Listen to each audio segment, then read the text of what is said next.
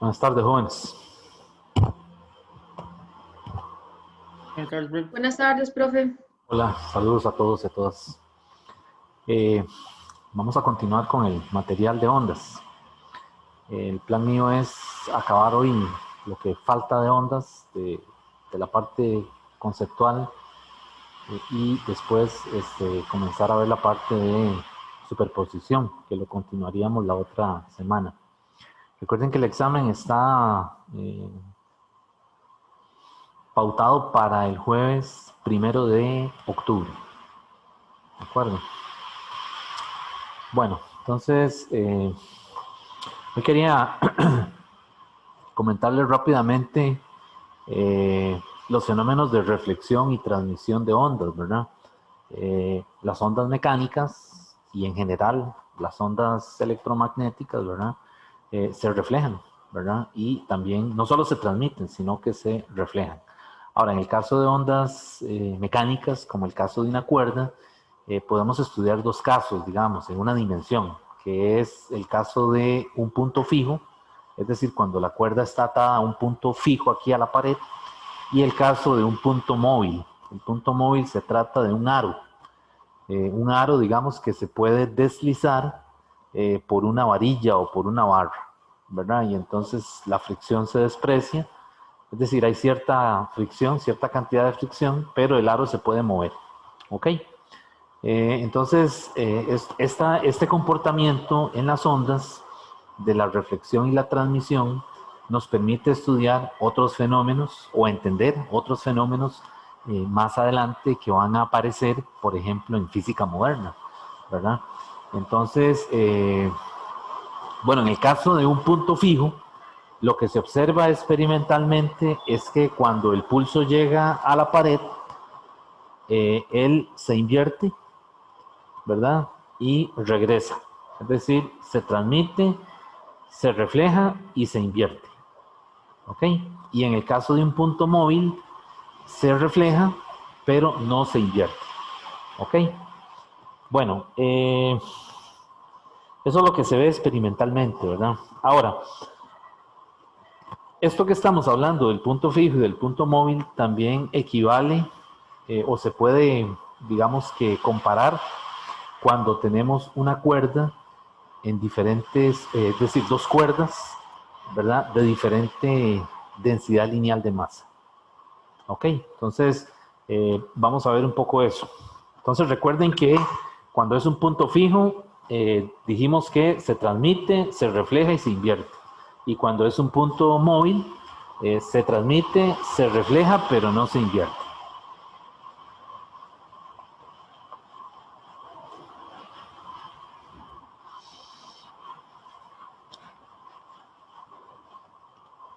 Entonces, también tenemos el caso de qué ocurre cuando tenemos diferentes medios.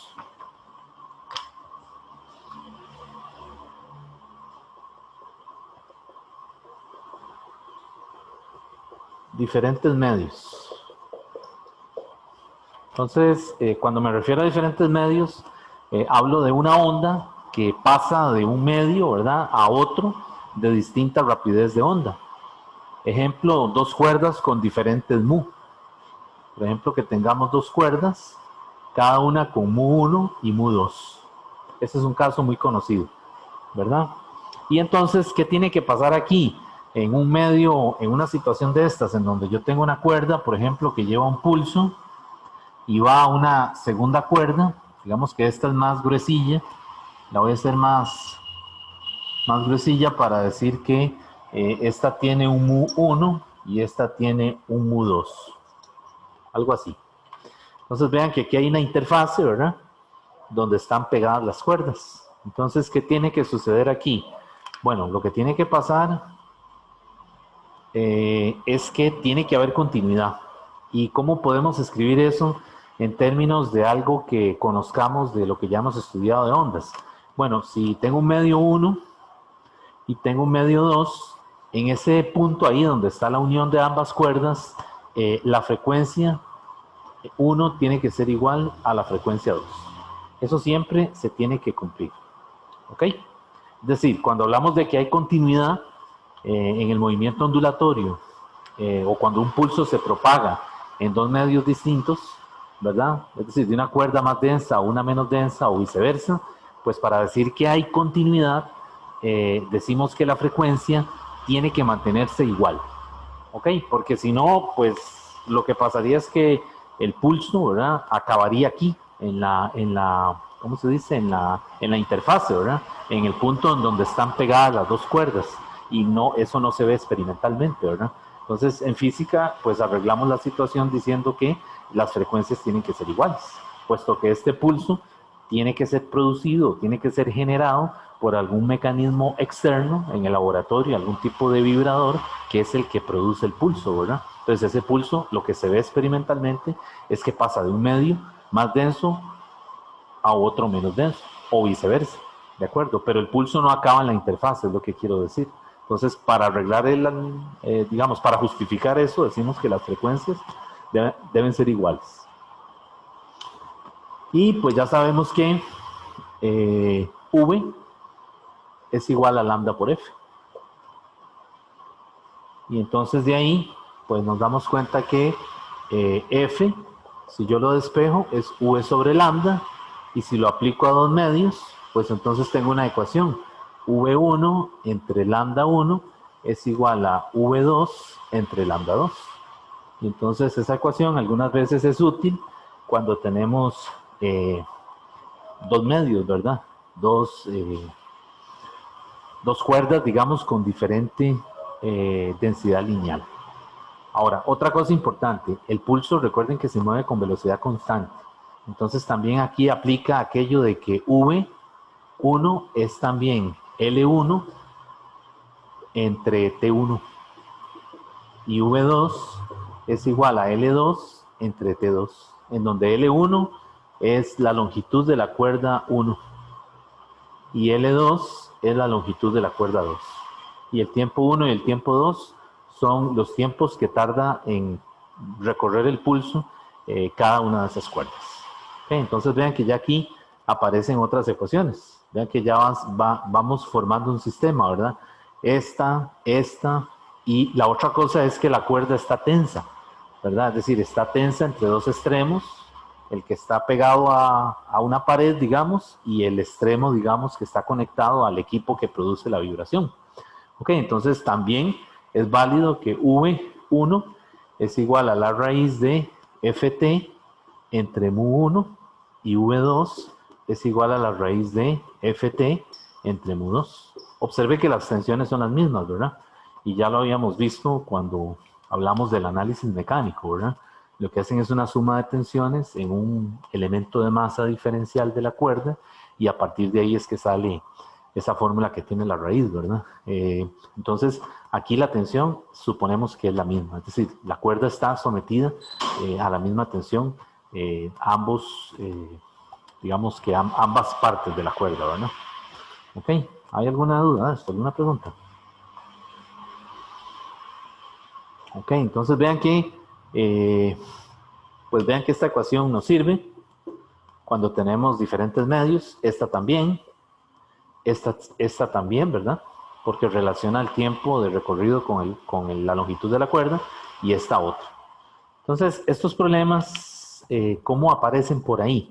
Dave, le dicen que tiene dos cuerdas, ¿verdad? Y que la longitud de una es 2 veces la longitud de la otra y que la densidad lineal de masa de una es la tercera parte de la otra y le dice, halle la razón de, qué sé yo, de sus velocidades. Ok, o halle la razón de los tiempos. Entonces, lo que quieren es que usted utilice estas ecuaciones y que forme un sistema, ¿verdad? Es decir, que despeje de ahí y que haya una proporción, ¿verdad? Bueno, entonces,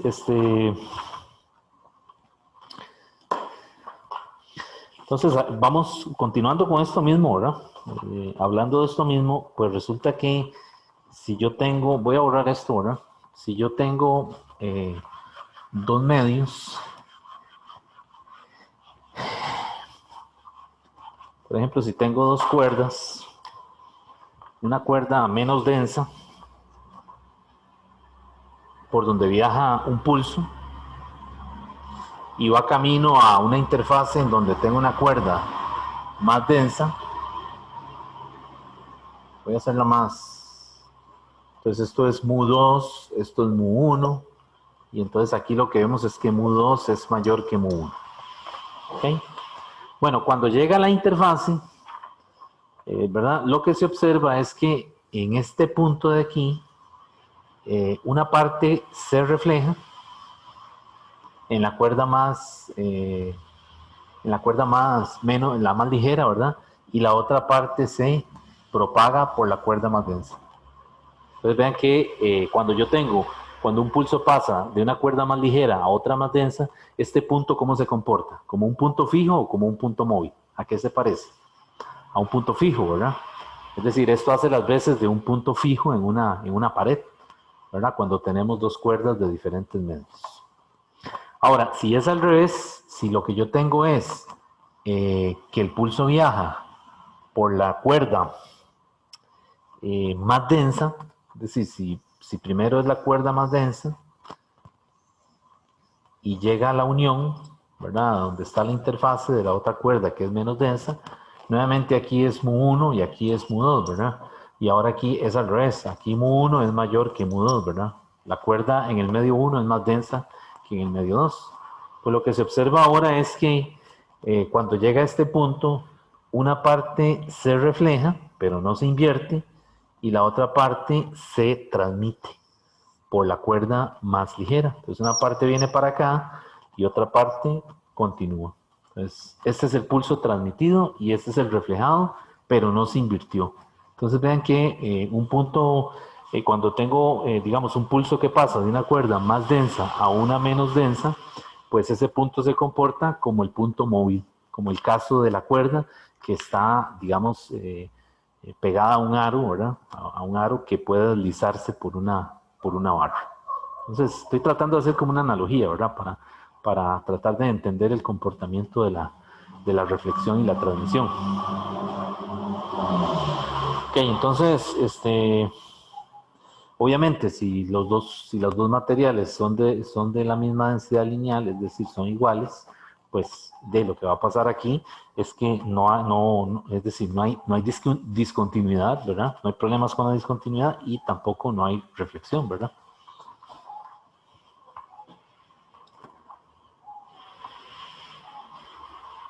Entonces, vean que de esto ya nos damos cuenta que una cuerda, perdón, una onda, un pulso, ¿verdad? Viaja más rápidamente sobre una cuerda ligera que sobre una cuerda más densa, ¿verdad? Suponiendo que ambas están sometidas a la misma tensión, ¿verdad? Lo cual es cierto, ¿verdad? Porque en un experimento eso es lo que va a pasar. Usted tensa la cuerda con una polea, ¿verdad? Un bloque que esté colgando, o la tensa con algún otro mecanismo, pero la tensión es la misma en ambos medios, ¿verdad? Ok, bueno, la otra cosa es que en ondas, que no se los había dicho, en ondas hay que distinguir dos palabritas y no confundirlas. Eh, Cuando hablamos de que una onda se propaga en un medio, es importante caracterizar el medio, ¿verdad? No solo a través de la densidad lineal, sino existen otras formas de caracterizarlo. Entonces, en ondas nosotros podemos hablar de dos tipos de medios por los que se propaga el pulso. Un medio dispersivo y un medio disipativo. Y no son lo mismo. Entonces, a menudo se confunden, ¿verdad? En el caso de cuando hablamos de la dispersión, cuando una onda pasa a través de un medio dispersivo, lo que puede ocurrir es que cambia la forma de la onda. Recuerden que la onda está descrita por una función matemática eh, f de x más menos b por t, ¿verdad? Esa es la forma como se describe, una onda viajera, ¿verdad? Entonces, si el medio es dispersivo, es probable que cuando el pulso pase por ahí, lo que va a pasar es que la forma de la onda cambia. Es decir, puede ser que, imagínense que es una campana, ¿verdad? Que es algo así, y cuando entra el medio dispersivo, observamos un efecto como que cambia la amplitud, ¿verdad? Se reduce la amplitud y en general cambia la forma de la onda. Entonces, eso es un problema más complejo, ¿verdad? Porque estamos delante de una transformación, ¿verdad? Es decir, la onda no mantiene la forma que tenía originalmente. Entonces ese tipo de problemas aquí no los vamos a estudiar, pero sí es importante que usted distinga que eso ocurre cuando se está en presencia de un medio dispersivo. Ahora, ¿qué es un medio disipativo? En el caso del medio disipativo, ya a ustedes les debe sonar algo conocido, está relacionado con la energía, ¿verdad? Entonces, cuando por ejemplo un bloque se deslizaba por un plano rugoso, pues decíamos que había un trabajo que lo efectuaba la fuerza de fricción. Entonces, esa energía es una energía disipativa, es decir, hay una transferencia de energía del sistema que no está cerrado, no está aislado. ¿Ok? Entonces, cuando hablamos de un medio disipativo, nos referimos a que se producen pérdidas de energía. ¿Ok? Entonces, vean que la onda es un movimiento más complejo, ¿verdad? No solamente puede atravesar un medio dispersivo, sino que también el medio puede ser disipativo. ¿Ok? Nosotros en la aproximación que hace el Tipler, simplemente supone que el medio no es dispersivo y tampoco es disipativo. O sea, hay una transferencia de energía, hay una razón con la que se realiza el trabajo, que es una potencia, digamos, pero recuerden que la onda como tal no es un sistema aislado. ¿Ok? Bueno, ¿alguna pregunta de esto? ¿Está claro? Ok. Bueno.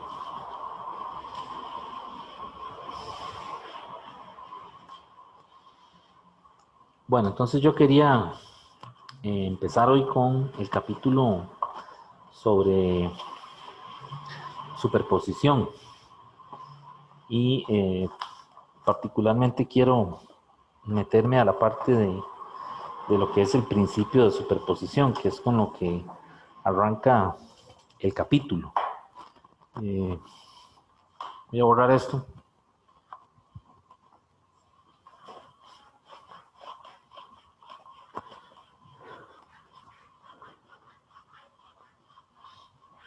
Entonces, esas clases que están en la plataforma sobre interferencia y ondas estacionarias, ahí yo lo explico en detalle, ¿verdad? Pero vamos a comentarlo aquí. Hay un principio que se llama el principio de superposición, que es un principio general, ¿verdad? Que se usa en mecánica de ondas. Y lo que dice es que si yo tengo dos ondas individuales, Y1 y Y2, ¿verdad? Viajando en la misma dirección, ambas hacia la derecha o ambas hacia la izquierda, o en sentido contrario, cuando ocurre lo que llaman la sobreposición o superposición, es cuando ambas ondas se suman, ¿verdad? Entonces eso se puede ver experimentalmente en el laboratorio cuando se tiene una cuerda y se genera un pulso en ambos lados de la cuerda. Entonces se observa, bueno, el ojo humano no lo puede ver porque ocurre muy rápido, pero sí lo pueden ver en un experimento, digamos, en un video. Y hay videos de eso por ahí en internet si quieren verlo, ¿verdad? Es decir, se usa una cámara estroboscópica, que es una cámara que toma es decir, que toma muchas imágenes simultáneamente, ¿verdad? Luego la editan y cuando se ve la película se ve donde vienen los dos pulsos y se superponen. Uno viene así, para acá, y el otro viene por aquí, para acá. Entonces la superposición es cuando están los dos ahí. Entonces esa superposición se le llama Y. Y el principio de superposición lo que dice es que esa Y resultante es la suma de Y1 más Y2. A eso se refiere. Ok, entonces queremos estudiar ese principio de superposición en el momento en que ocurre eso, ¿verdad? Es decir, en el momento en que las dos ondas individuales se suman. Entonces, ya ustedes anteriormente habían visto un principio de superposición. ¿Cuál es? Bueno, cuando estudiaron vectores, ¿verdad? En vectores les dijeron que hay el vector resultante, ¿verdad? Entonces, ¿qué hacía uno? Bueno, encontraba las componentes en X y luego en Y y sumaba por separado, ¿verdad? Las componentes en X y las de Y y tenía una resultante para ambas. Eso en realidad es una superposición, ¿verdad? O cuando uno usa la segunda ley de Newton para sumar fuerzas, ¿verdad? Que le decía, esta fuerza está en X, esta está en Y, pues realmente lo que está usando, lo que está haciendo es un principio de superposición, ¿verdad? Solamente que los vectores, pues son cantidades que tienen magnitud y dirección. Y en el caso de las ondas, esa superposición la hacemos de forma escalar. Es decir, no hay que tomar en cuenta un sentido, una dirección. ¿Ok? Entonces, desde ese punto de vista es más sencillo, ¿verdad? Sumar ondas. ¿Ok? Entonces, bueno, ese capítulo aplica ese principio a dos casos.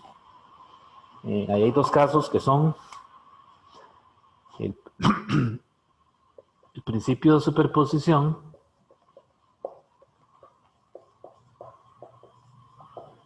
se aplica a dos casos. Uno es el fenómeno de interferencia.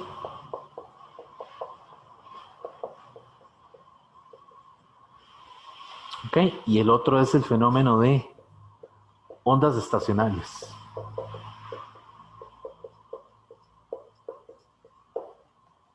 ¿Okay? Entonces, para interferencia, el fenómeno de interferencia no solamente se observa en cuerdas, ¿verdad? Como las que vimos ahora, sino también se puede ver en sonido, ¿verdad? Entonces, hablamos de interferencia constructiva en sonido, por ejemplo, cuando usted puede distinguir los diferentes sonidos, ¿verdad? Que percibe su oído. Por ejemplo, en una sinfónica, ¿verdad? O un concierto de estos de música clásica, ¿verdad? Se puede apreciar que se distinguen, ¿verdad? Cuando están sonando los sonidos. Sin embargo, cuando hay interferencia destructiva, simplemente lo que tenemos es ruido, ¿verdad? Es decir, es algo que usted no sabe, es decir, no distingue las fuentes que producen cada uno de los sonidos. Por ejemplo, si usted está en un sitio, en una plaza, ¿verdad? Es decir, y hay varios altavoces, ¿verdad? Pues va a escuchar prácticamente en algún momento, depende de donde usted esté posicionado, lo que escucha es ruido. Entonces, en interferencia tenemos interferencia constructiva y destructiva. Entonces, ¿qué queremos hacer? Bueno, queremos sumar esas ondas. Entonces, el Tipler lo que le dice es que suponga que Y1 tiene esta forma, A por seno de kx menos omega t. Y Y2 tiene la forma A por seno de kx menos omega t más un ángulo de fase que le llama delta. Eso es tomado del Tipler. Y si lo ven de un libro a otro, cambia un poco, ¿verdad? Entonces, por ejemplo, el Serway lo tiene distinto, un poquito distinto, el Resnick lo presenta un poquito diferente, pero básicamente es esto, ¿verdad? Cuando hay interferencia, tenemos una onda que no tiene ángulo de fase, suponemos que es cero, y otra onda que va desfasada, con un ángulo delta. Eso es lo que queremos, ¿verdad? Porque el fenómeno de interferencia es cuando tenemos dos ondas que están viajando en la misma dirección, solamente que hay un desfase entre ellas, ¿verdad? ¿Okay?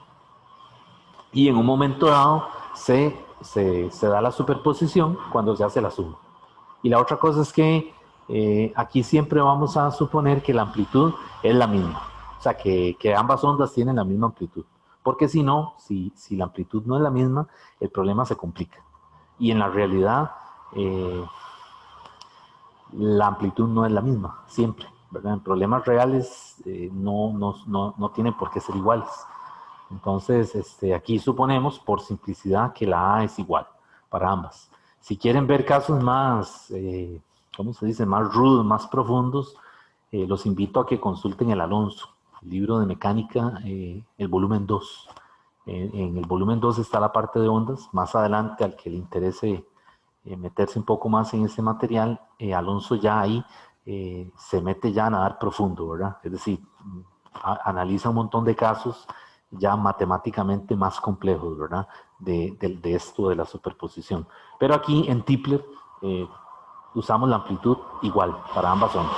Entonces lo que queremos es sumarlas, ¿verdad? Entonces cuando las sumamos, vean que uno puede factorizar la A, que está ahí, ¿verdad? Y pues hay unas identidades que me relacionan, es decir, que me permiten escribir seno de kx menos omega t en términos de coseno, por ejemplo. ¿Ok? Entonces, esas identidades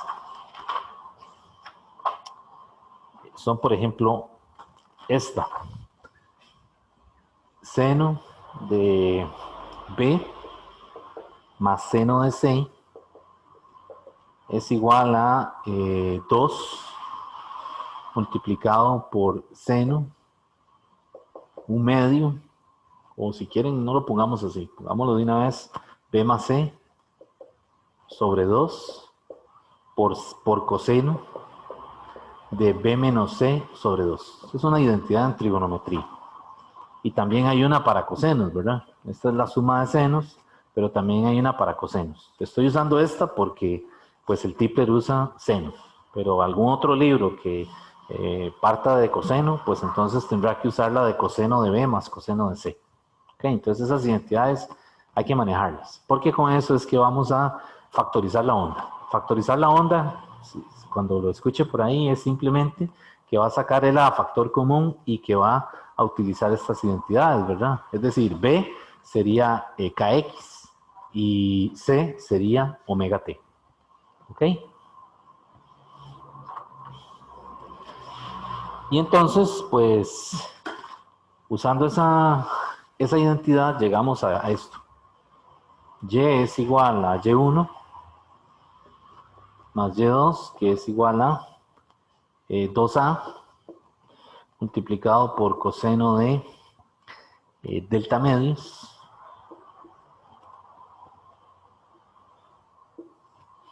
y ahora esto multiplicado por seno de kx menos omega t más delta medios. ¿Okay? Ahí me brinqué algunos pasos. Estoy usando la identidad trigonométrica esta para factorizar la y cuando la sumo. Entonces vean que ahora esta es la nueva amplitud. Lo que está dentro del corchete es la amplitud de la onda resultante. ¿Ok? Y vean que tiene una característica. ¿Qué vemos ahí? Es constante. ¿Por qué es constante? Bueno, porque depende de cosas que se mantienen fijas en las ondas individuales. Por ejemplo, la A y el delta. Entonces, esta amplitud es constante. Solamente que ahora es mayor, ¿verdad? Que la amplitud de la onda individual, de cada una de las ondas individuales. Ahora bien, ese valor de la amplitud depende del delta, del valor que tome delta aquí, ¿verdad? En el desfase. Ese desfase pueden ser pi cuartos, pi tercios, pi sextos, lo que le pongan ahí, ¿verdad? ¿Ok? Pero es la amplitud de la onda resultante. Y vean que de este lado quedó igual seno de kx, que aquí está en cada una de las ondas individuales, omega t, que también está, mantiene la dirección, la onda resultante. Vean que ambas van en la misma dirección, ¿verdad? Aquí, por ejemplo, ambos pulsos se mueven hacia la derecha. En el momento en que ocurre la superposición, el pulso resultante en ese instante de tiempo, en ese x y en ese t, también se mueve hacia la derecha. Ok, y ahora lo que pasa es que el ángulo de fase se dividió por 2. O sea, se vuelve la mitad. Ok, pero vean que esto sigue siendo, mantiene la forma de una onda viajera y no solo una onda viajera, sino que mantiene la forma de una onda, ¿cómo la llama el Tipler? Una onda armónica. ¿Ok? Entonces vean que en interferencia, cuando ocurre la superposición, el resultado sigue siendo una onda viajera. Vean qué interesante. O sea, dos ondas viajeras me generan una onda resultante que también es viajera. O sea, que es una onda particularmente armónica, ¿verdad? Porque usa seno aquí, ¿verdad? Okay. Ahora, nuevamente, si aquí usted pone coseno, ¿verdad? Y hace todo igual, hágalo para que pruebe. use la identidad de coseno, ¿verdad? Y factorice. Y le va a quedar algo parecido a esto, ¿verdad? Pero van a cambiar cosas, ¿verdad? En los senos y cosenos. ¿Ok? Entonces, pues no se la aprenda de memoria, ¿verdad? Es decir, lo importante aquí es entender cómo hacer la suma. O sea, si usted tiene las ondas individuales, eh, ¿cómo se dice? Poderla sumar, independientemente de si es seno o si es coseno. ¿Ok? Bien, entonces, bueno, no sé si hay alguna duda hasta aquí. Está bien.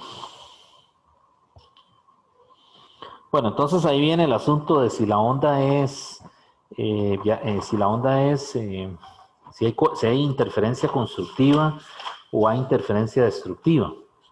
En el caso de la onda de interferencia constructiva, si la interferencia es constructiva, el ángulo que se va a utilizar es 0 grados. ¿Ok? Y por lo tanto, la amplitud es máxima. Es decir, la amplitud resultante de la onda va a ser 2A.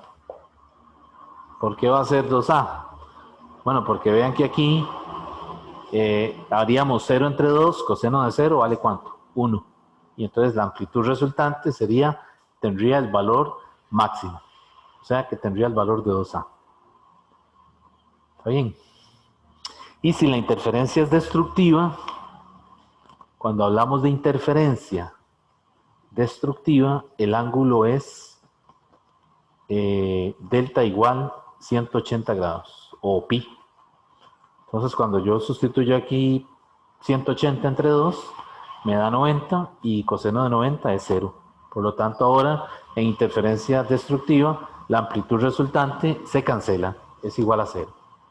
Entonces vean que cuando tenemos interferencia constructiva, la amplitud tiene el valor máximo. ¿Ok? Que en el caso de ondas sonoras distinguimos los sonidos que llegan a nuestro oído. O sea, distinguimos las intensidades, ¿verdad? Y cuando hay interferencia destructiva, entonces las ondas se cancelan, decimos. Y entonces la amplitud resultante es 0. Para el primer caso, el delta es 0, dijiste. Para el caso de constructiva, el delta es 0. Y Okay. para el caso de destructiva, el delta es pi. Claro, puede haber cualquier ángulo entre 0 y pi, ¿verdad? O sea, podría ser pi tercios, pi cuartos, pero ya esos casos no, es un caso intermedio, ¿verdad? En donde la amplitud de la onda resultante está entre 0 y 2 pi. Perdón, y sí que dije, y 2a. ¿Okay? Entonces, los extremos son esos, ¿verdad? La amplitud es 0 o la amplitud es máxima y cuando es máxima tiene el valor de 2a. O sea, 2 veces la amplitud de la onda individual. ¿Ok?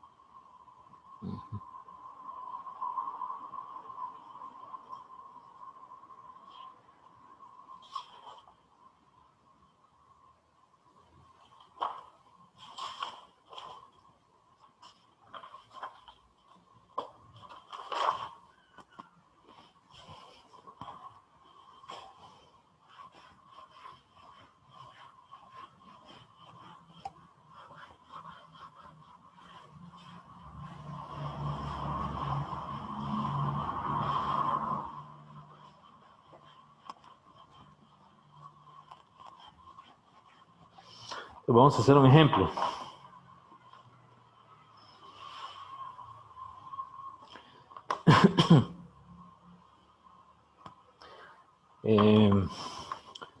Ok, este es un ejercicio, ¿verdad? Dice una onda armónica está descrita por Y1 igual a 8 metros multiplicado por el seno de 2pi 0.1x menos 80t. Entonces esa es la Y1. Dice que Y1 y X está en metros y T está en segundos. Entonces lo que le pide es que escriba una expresión para una onda que tenga la misma frecuencia, amplitud y longitud de onda que Y1, pero que cuando se sume a Y1 dé una resultante con una amplitud de 8 raíz de 3. O sea, le está diciendo que encuentre la Y2, ¿verdad? Tal que la amplitud resultante de la onda sea igual a 8 raíz de 3 metros.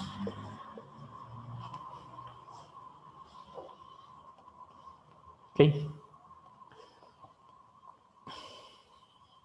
Entonces,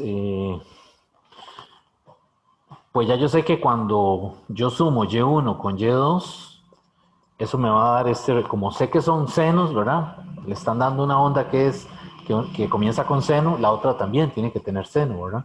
Porque no hay un caso en donde tengan funciones distintas, ¿verdad? Entonces ya yo sé que esto es 2a coseno de, yo le llamé aquí phi medios, seno de kx menos omega t más phi. Bueno, aquí le puse menos. El Tipler usa más. Este es un asunto menos o más, eso depende cuando usted evalúe el ángulo. Si tiene que hacerlo, le tiene que dar digamos, los datos para calcularlo.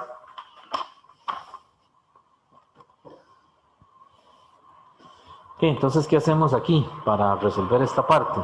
Nuevamente me está diciendo que encuentre una Y2, la Y2, ¿verdad? Que tiene la misma amplitud, la misma frecuencia, la misma longitud de onda, todo eso, ¿verdad? Tal que la amplitud resultante sea 8 multiplicado por la raíz de 3. Entonces, ¿qué hago aquí? Bueno, yo sé que la amplitud resultante es esto. Entonces lo que hago es que cojo el 8 raíz de 3 y lo igualo a esto. Entonces ahí me quedaría 2 multiplicado por 8, que es la amplitud de la onda individual, por el coseno de phi medios, o delta medios, ¿verdad?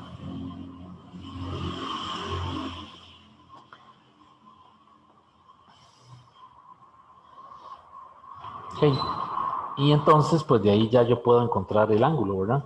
Ese ángulo a mí me da, con la calculadora en radianes, a mí me dio 1.047 para que lo, para que lo revisen. Entonces la Y2 tiene que ser 8 seno, 8 metros, seno de 0.2 pi x menos 160. Déjeme ver, hay que multiplicar aquí, ¿verdad? Porque... Dígame si. Ah, no, no, no, todo bien, listo. Ok. Vean que aquí hay que multiplicar, ¿verdad? Para saber quién es kx, hay que multiplicar 2pi por 0.1, ¿verdad? Y para saber quién es omega, hay que multiplicar 2pi por 80. Entonces aquí sería 0.2 pi menos 160 pi. ¿Ok? Menos 1.047.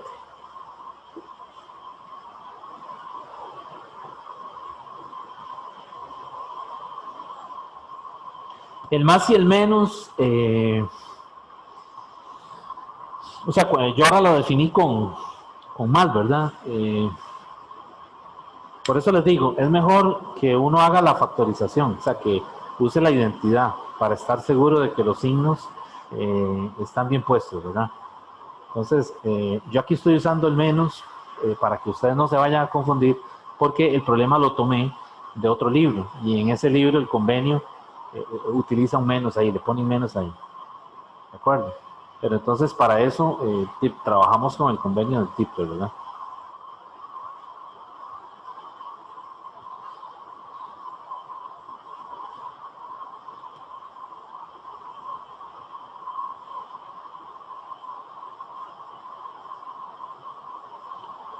Ok.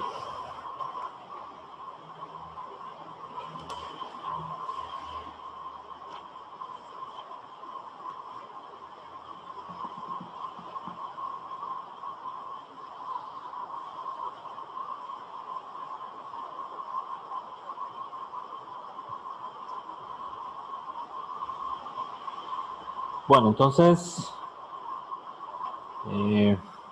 esto de interferencia, inclusive en algunos textos van a ver que le ponen ángulo también al Y1 y le ponen ángulo al Y2, o sea, aquí habría un Φ1 y un Φ2, o un delta 1 y un delta 2, ¿de acuerdo? No necesariamente tiene que ser uno con cero, sino que los dos pueden tener un ángulo de fase. Pero, nuevamente, mejor no se confíe en la fórmula como está ahí, ¿verdad? Sino que mejor cuando le dan las dos ondas individuales, con los signos y todo lo que traiga, haga la suma, ¿verdad? Y use la identidad. Y ahí usted está seguro o segura de cuáles son los signos que van en esa onda resultante, ¿verdad? Porque aquí le están dando un caso general que funciona solamente cuando es seno y que tiene un más el delta. Ok, entonces mejor haga siempre la factorización, o sea, use la identidad para que no se equivoque en los signos. No vaya a ser que ponga un signo que no es el correcto, ¿verdad? Bueno, entonces, bueno, voy a quedar aquí y la otra semana continuamos con el material. Ya ahí en la plataforma están las clases de ondas estacionarias también, están las dos de interferencia y las de ondas estacionarias. Les quería comentar que ya los que me han hecho apelaciones ya se han resuelto. Faltan algunos casos todavía, ¿verdad? Que han entrado de último, eh, pero ya una gran mayoría se les corrigió el puntaje, ¿verdad? En el informe del calificador.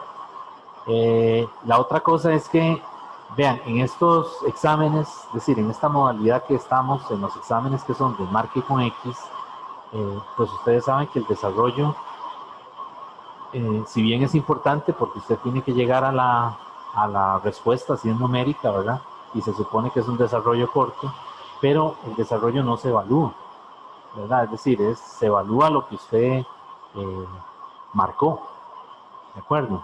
Entonces, se los digo porque es que algunos estudiantes me han mandado las soluciones que hicieron, ¿verdad? Y me dicen que, es que vea, casi llegué, pero es que me faltó esto, ¿verdad? Como, como tal vez como para ver si uno puede reconocer algún puntaje ahí, pero es decir, no se puede porque entonces, es decir, no tendría el sentido el marque con X, ¿verdad? Sino que tendría que ser un examen de desarrollo para entonces evaluar el procedimiento, ¿verdad? Bueno, ¿alguna duda, Profe, alguna pregunta? yo decía una, profe, ¿verdad que cuando son dos ángulos, lo que va con el coseno es la diferencia entre los ángulos? Lo que va con el coseno. Digamos, cuando Y1 y Y2 tienen Bueno, ambos, cuando tienen coseno. no, cuando, Se digamos, cuando refiere al coseno sí, el coseno de que la está en amplitud. el resultante, en la Y resultante, Ajá. lo que va dentro del coseno, en vez de phi, en este caso, digamos, sería la resta entre los ángulos. Sí, correcto. La resta entre los ángulos. Sí, eso de hecho, eh, el Rednick se lo presenta así, de esa manera. Sí, Este, de hecho, por eso lo estaba diciendo, porque es que yo lo he visto en el red. sí, vamos a ponerla, ahora que usted hace el comentario antes de acabar. En Rednick lo ponen así, y de xt es igual a 2a coseno, y aquí adentro va la resta, phi2 menos phi1 entre 2. Y afuera es seno de, voy a poner el argumento aquí, kx menos omega t, y aquí es phi1 más phi2 entre 2. Es la suma de ellos, de esta manera. Así lo tiene Rennick. En la tercera edición creo que lo presenta así. Entonces aquí es la resta de los ángulos y aquí es la suma de los ángulos, ¿verdad? Entonces esto a menudo le pone delta phi, ¿verdad? Pero pues por eso es mejor aprenderse la factorización, ¿verdad? O sea, mejor no se crea la fórmula esa general que le dan en el libro, porque lo puede engañar. Mejor Ujú. siempre haga la suma. Hagan la suma para estar seguro de qué es lo que va aquí, ¿verdad? Y qué es lo que va aquí. Y cuáles son los signos que van ahí, ¿verdad? Está bien. Bueno, entonces, ¿alguna otra duda, alguna otra pregunta? Listo, profe, muchas gracias. Ok, bueno, con mucho gusto. Muchas gracias. Ok, con mucho gusto. Nos vemos el lunes. Yo, Dios mediante. una duda. Sí, Bueno, dígame.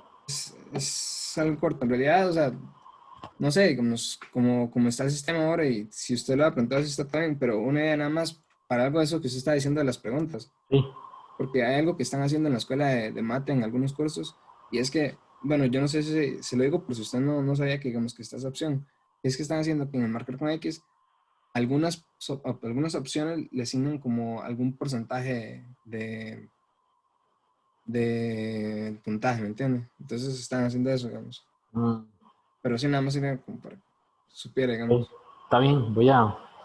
eh, sí, sí, yo, es decir, esa es una posibilidad. No la he hecho, ¿verdad? Pero entonces habría que ver qué preguntas se podría, digamos, pedir el procedimiento. Tendría que ser Sí, una pregunta más elaborada, ¿verdad? sí, Para digamos, poder... yo no estoy diciendo ahora que lo hago, que no lo hago, yo nada más era por si, digamos, por si no sabía que... Sí, sí, está bien. No, no, le agradezco su comentario.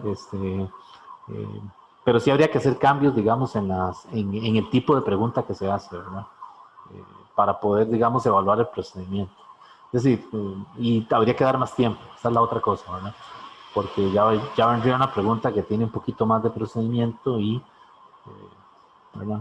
Entonces, bueno, pero está bien. Ok, bueno, entonces quedamos aquí. Nos vemos la próxima semana, si Dios quiere.